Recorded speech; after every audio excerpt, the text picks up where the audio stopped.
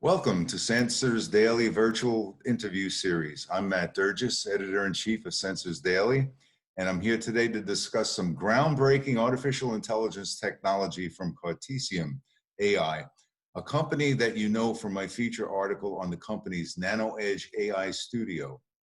Briefly, Nano Edge Studio is the first integrated development environment that enables machine learning and inference directly on ARM Cortex M microcontrollers. Essentially, it allows any embedded designer to develop application-specific machine learning libraries quickly and run the program inside the microcontroller right where the signal becomes data. It is the only solution that can run both machine learning and inference on the microcontroller. I will be speaking with Francois de la Rochebourt, Chief Technology Officer and co-founder of Cartesiam. He will be able to take you through the complexities and challenges of integrating artificial intelligence in a variety of devices. Greetings, Francois. How are you doing today? Perfect. Great. I want to thank you for taking time to speak with us today. Before we begin, I have a couple of questions. Am I correct in assuming that any ARM Cortex M MCU-based device or product is a candidate for AI integration using Nano Edge AI Studio? Yes, it's basically at the core of our technical philosophy to say, okay, you can bring AI, you can learn, you can infer on every kind of Cortex M, from the tiny M0 till the M7, the high-end ones. No problem. And you know, I'm sure each category of device presents somewhat unique and individual challenges when you're trying to make them intelligent. But is there a certain type of device or group of devices that pose particularly challenging hurdles when it comes to integrating AI functionality? Yes, the first challenge that AI can give an engineer is in terms of horsepower from a microcontroller, in terms of capacity to do mathematics, to learn.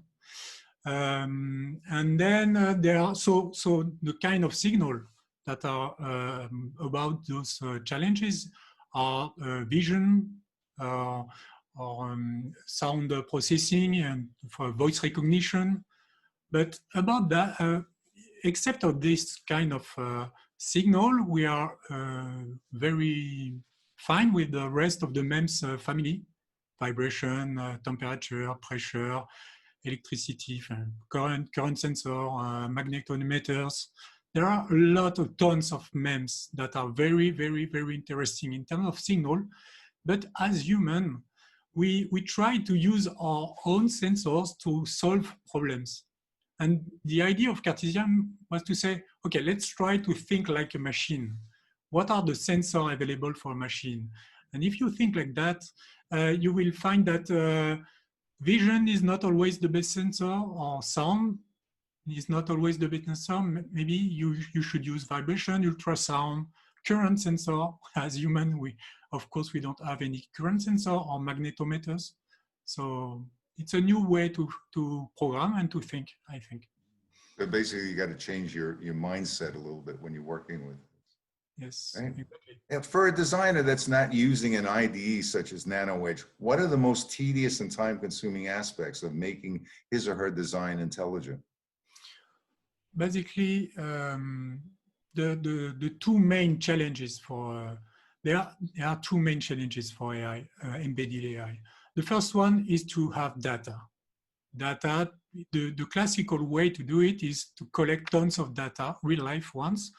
And for human recognition, you have tons of data. Thank you, Facebook and their friends.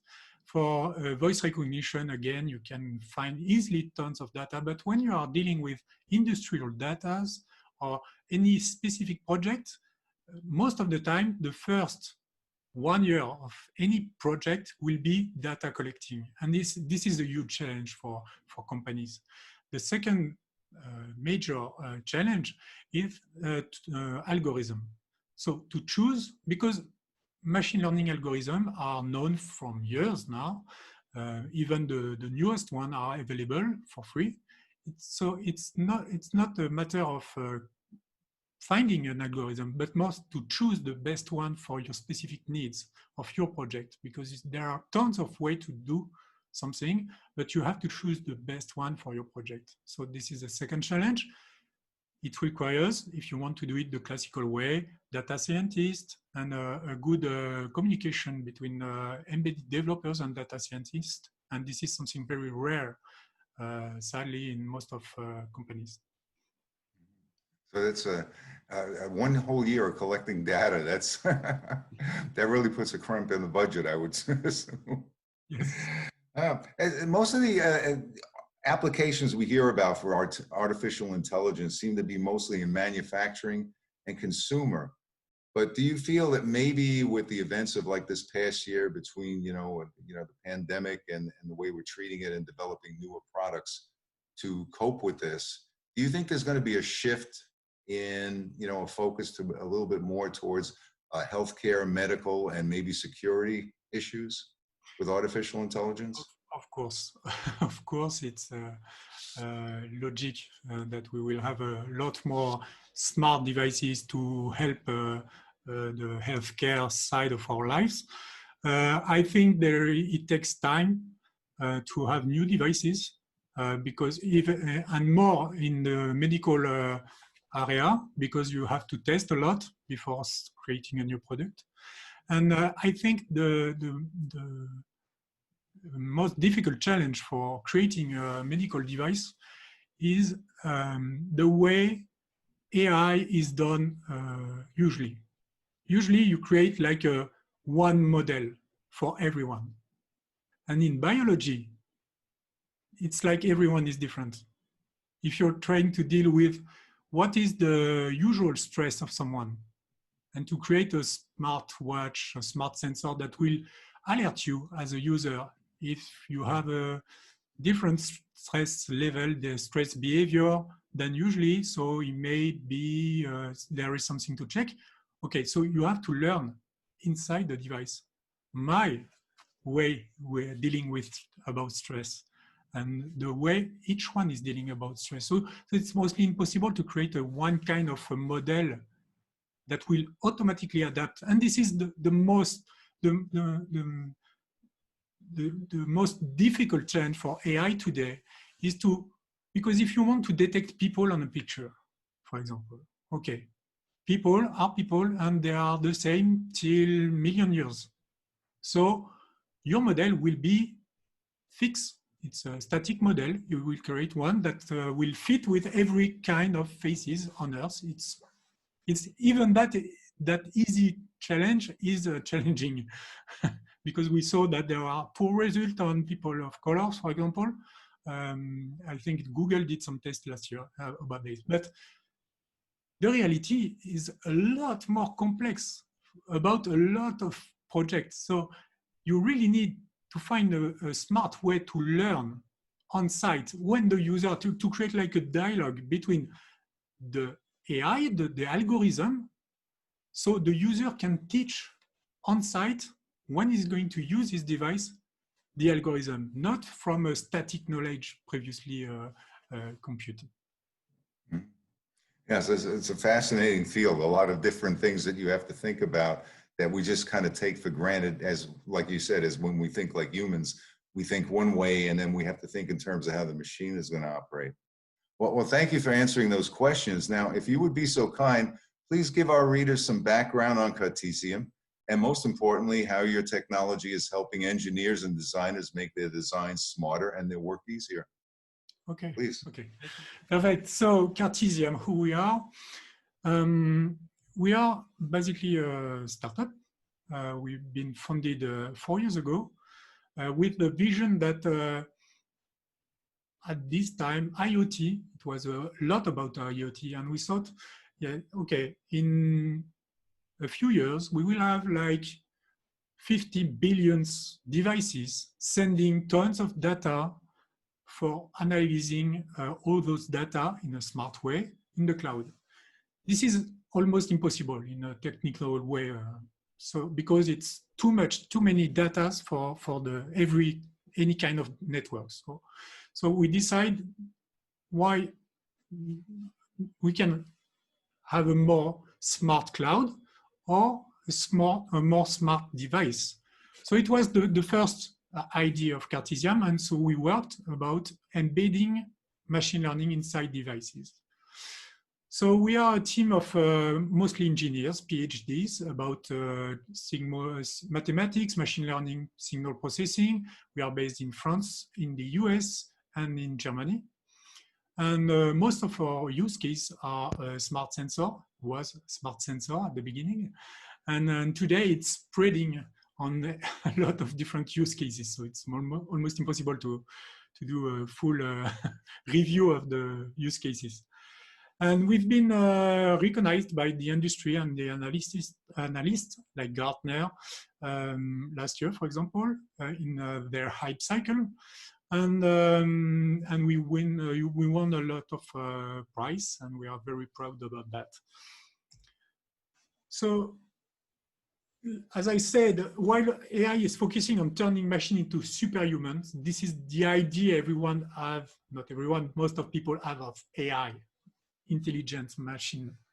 The reality is that the first step is to do it a way that machines just want to do a better job, to be easier to use, easier to configure, easier to dialogue with them, with the devices, with the machine, human to machine.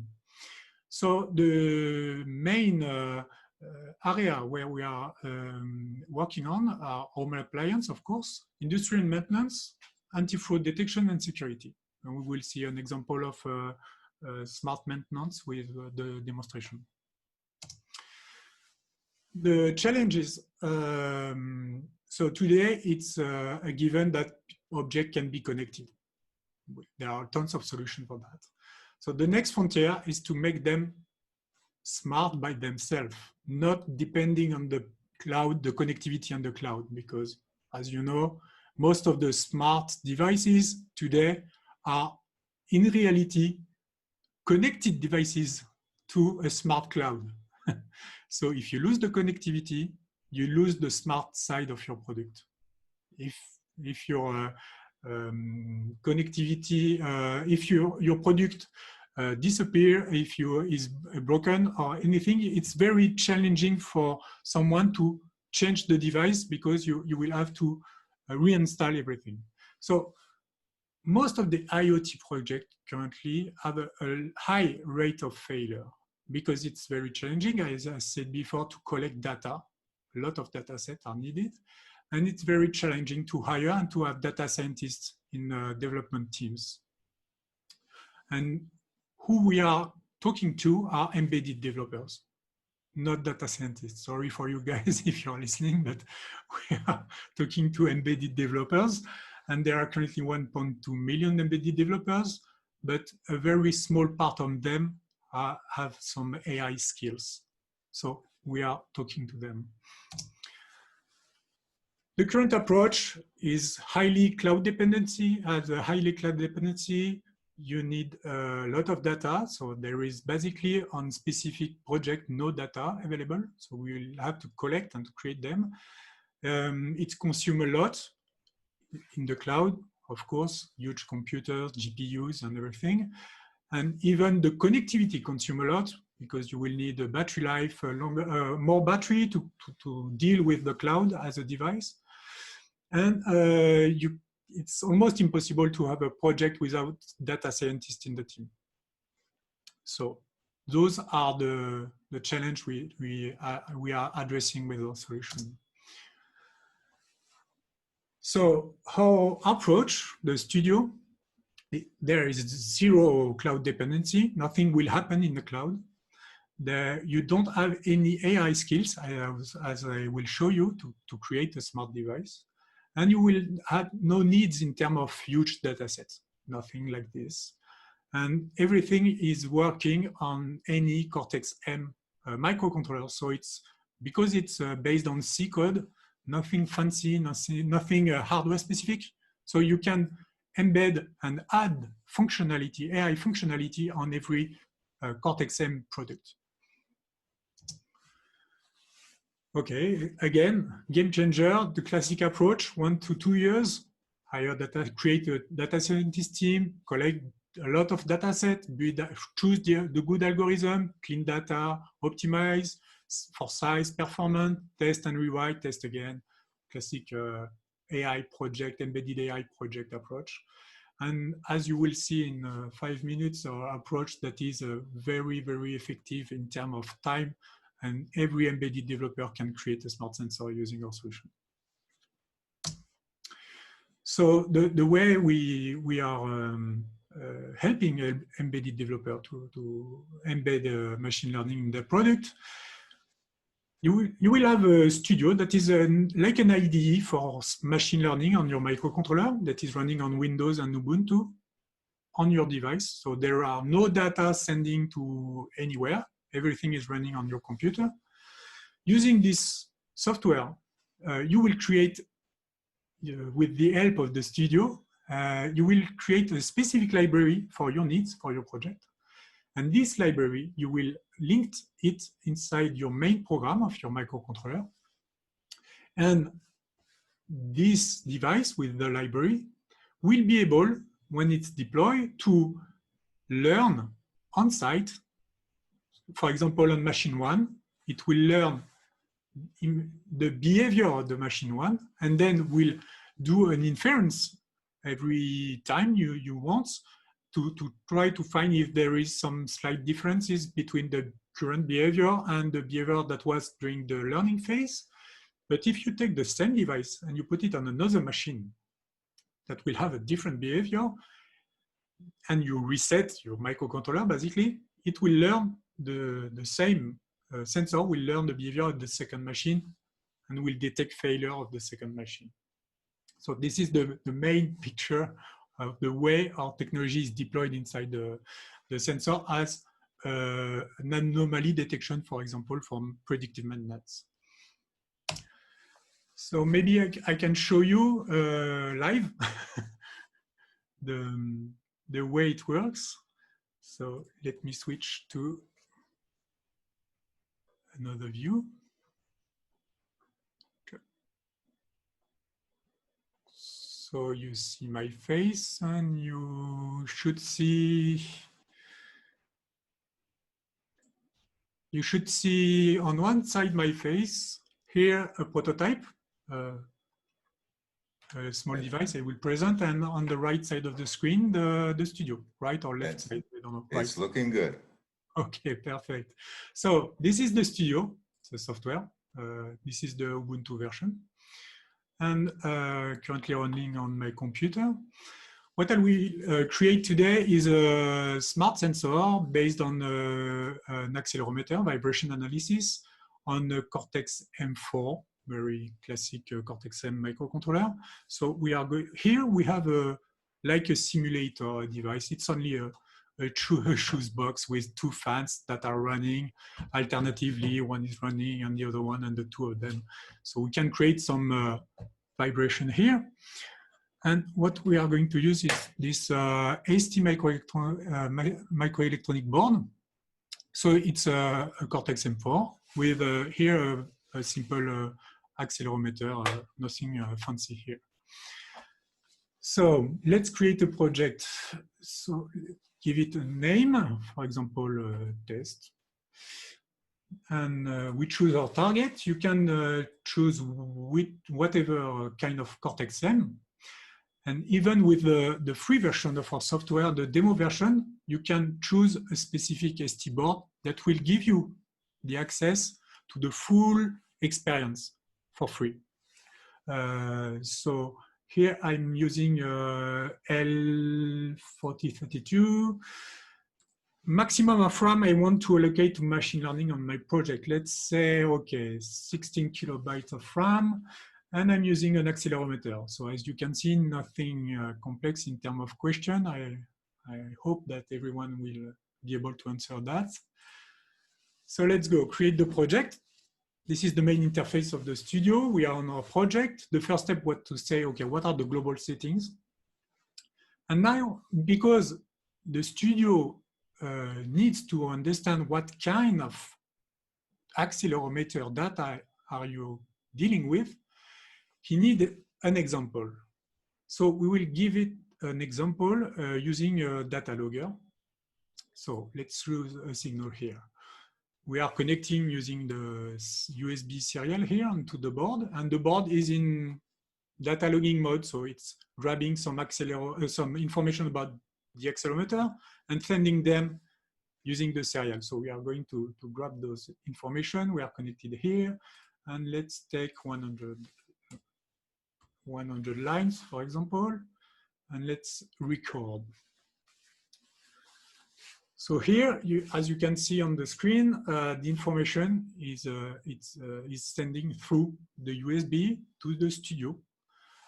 We have 256 values per axis. It's a 3-axis accelerometer. And it's sampling at, I think it's 600 kilohertz, something like this. But all those information, the studio need them to find the best library for this particular project. So we are using the data as example to teach the studio, to explain to the studio what is the kind of project we are working on. Because we don't want to create a lot of forms with a lot of questions, very complex one. It's easier for the developer to say, okay, let's give me some example and you will understand. So here we are. Yes, okay, let's go. Let's import those values in the studio. So here the studio is going to check that everything seems all right in terms of there is no special characters in the log file, and we are talking the same language basically between the studio and the developer. We are understand to get, one another. We are going to do the same with an example of anomaly we want our device to be able to detect. Say, okay, let's create a small anomaly on this setup with a very high-tech solution that is Post-it. Stickers. I don't know the English name, generic name for that. Okay, let's name them Post-it. So again, very easily from serial connected, and let's grab, I don't know, 100 lines, maybe. Okay, 100 lines, record. So again, nothing has changed in terms of connectivity or anything. We are just grabbing the accelerometer data from the sensor using the microcontroller as a connectivity for this information. So it will take like 1 minute, maybe. And again, the idea is to give an example. It's not that we are going to create something very specific that is only capable of detecting Post-it on fans, on those fans. It's just to give an example. Say, okay, this is an anomaly for my future device that will learn and infer in situ. So, okay, a little bit more.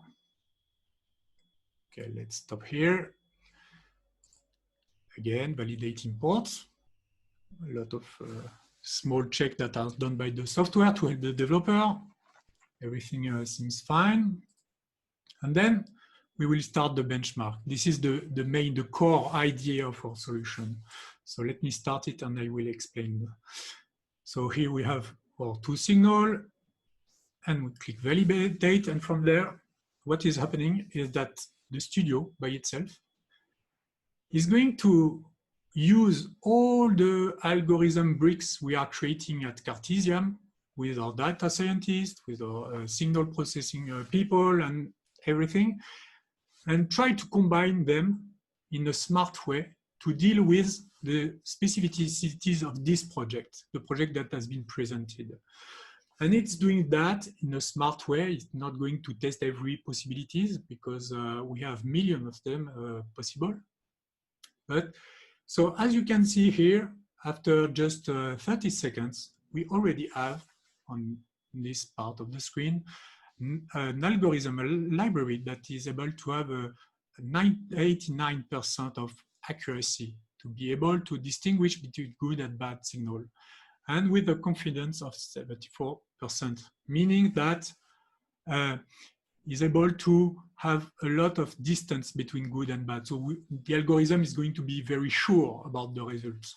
And it's increasing. The last parameter is trying to minimize the quantity of RAM that will be needed to use this library. And we set at the beginning to the studio, we tell to the studio, we don't want more than 16 kilobytes of RAM. And the current library is only using 3 kilobytes of RAM. So it's, and the algorithm did choose to increase the quantity of RAM because it gives him the possibility to increase the accuracy of the, so it's dealing with those three parameters in a smart way to find basically the perfect library for your project. And as you can see here, it's already been almost 1,000 libraries that has been tested inside my computer in 2 minutes. So let's stop here, even if the results are not yet perfect, but we only tested like 5% of the possibilities. But for the purpose of the demo, I will take the risk to stop here. So the next step for the developer is to test the library. So for that, we'll go to emulator. And the studio gives the developer the possibility to test without embedding anything, to test live on the computer, the clone, the algorithm that is inside the library. So to do that, very simple, you start the emulator. The emulator is really an emulator of the final library. It will react exactly as the final library. Again, we can connect using Seria, but here we will learn using our new library. And let's learn 50 times, 50 values. And let's click start. And here on this side, you can see values are going through the USB, the serial, into the library, the same way it will do inside the device, inside the main program of the developer. And then we will try our library with some anomalies and some. So currently it's learning the behavior of those two fans on this box using the data from the accelerometer and going directly through to the library. Okay, learning is done. So now we can go to detection and try the detection live. So let's hit record. So as you can see here, after just 10 seconds of, well, 20 seconds of learning, we already have a very good sense of the behavior of our solution, of our machine saying, okay, I understand that everything is fine. And if I change the behavior of my machine, for example, here, I switch, I change the behavior of the fans, as you can see, and you say, okay, this is completely different from usually. So for what I learned, it's like an anomaly. If I switch back to the previous behavior, the green behavior, it will go back and say, okay, this is nominal. Okay, so I can do maybe some anomalies using my post-it. Oops. And as you can see live, it's creating an anomaly for the system. If I remove the post-it, it will go back to business as usual. So like this in 10 minutes, I don't know. we have done the whole process that takes usually 1 year for a team in 10 minutes using only the studio and a very simple interface and information for an accelerometer and a Cortex M4 device. The last step for the developer is to say, okay, this is the one. I want this library to include it, to link it inside my project. The last step is compile. So the developer just choose development version, and then it will download. You can do it. Download the library. with the documentation, the emulator. You can use the emulator in command line, and you can, okay, let's replace it. You can use the emulator in command line. It's available for Windows and Linux. So you can try with a lot more data if you want. If you have more data, you can send them to the emulator of the library to prepare the deployment of your project. And then the way the developer should use the library inside his main project is very, very, very usual. It's a library, so you include the library. Here, I don't know if it's easy to see on my screen, but there are two main functions that you will use. The first one is Nano Edge AI learn. As you can imagine, it's the function to learn the signal, and you will send to this function your buffer of signal vibration in my example. And then you can create a loop when the learning is done using Nano Edge detect that will do the inference, that will benchmark the buffer with the model that has been created 10 lines before. And that's it, basically. I got to say, Francois, that was a fantastic demonstration. You know, when you said we just reduced 2 years into 10 minutes, that's absolutely amazing. How long has this technology that you've developed, or have you been using in the field? There are already products that are available using our technology. One example, the first one was a device named Bob Assistant. It's a small device based on a Cortex M3 microcontroller and with a very standard accelerometer. The idea is to do something like this, what the way I showed you, with industrial maintenance to predict failure of machines. Saying, okay, you have a machine, you take the device is very small, it's like a matchbox with a small battery inside and IoT connectivity, LoRa connectivity. With magnets, you stick this device, the same device, on every kind of running machine pumps, engines, or HVAC, for example. You press the only button on it, and it will learn during 7 days. During 7 days, every 5 minutes, it will wake up from deep sleep, saying, okay, let's grab some information about the vibration of this machine. And after 7 days, it will switch automatically to inference mode, detection mode.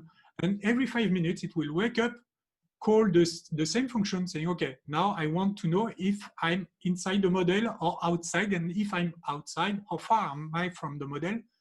And so, and this during 4 years on battery, on one small battery.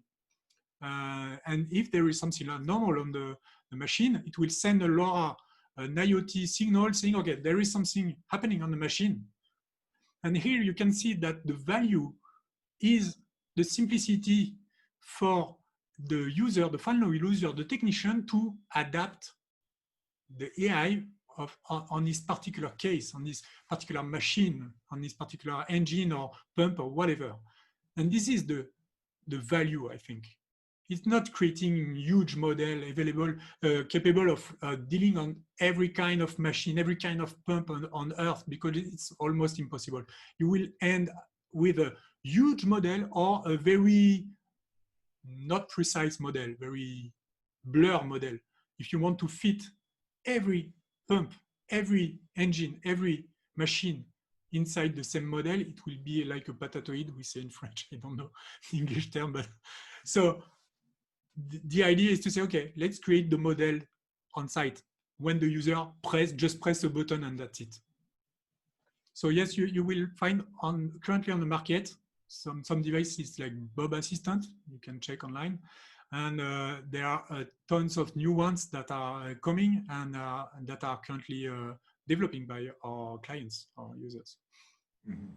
Great. I have one last question for you. Is Cartesiam planning to include making some MCUs other than ARM Cortex M devices compatible with Nano Edge AI Studio? The idea of Cartesiam was from the beginning to be with the widest compatibility.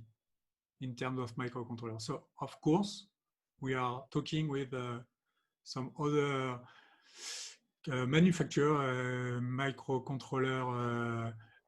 I don't know what its name to be like ARM, of course, but other ones on the automotive industry, for example, it's another kind of microcontroller, and they are, yes, of course. Well, that concludes our interview today. We were speaking with Francois de Roquebouart from Cartesiam. You'll be able to access this video interview at sensorsdaily.com and on our YouTube channel. Also, it will be available from Cartesiam. Be sure to visit their website for more details at https://cartesiam.ai. And once again, be sure to visit Sensors Daily for your daily injection of tech news. Thank you and have a great day.